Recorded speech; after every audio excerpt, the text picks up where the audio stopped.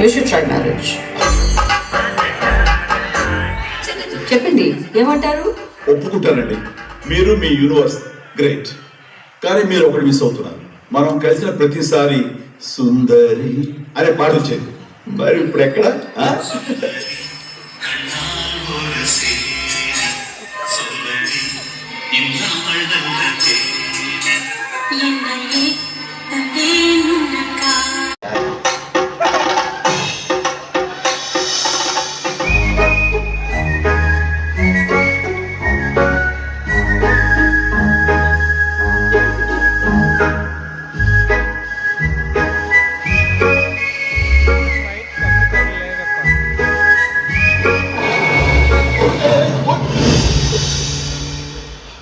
మనం పెళ్లి చేసుకుందామా?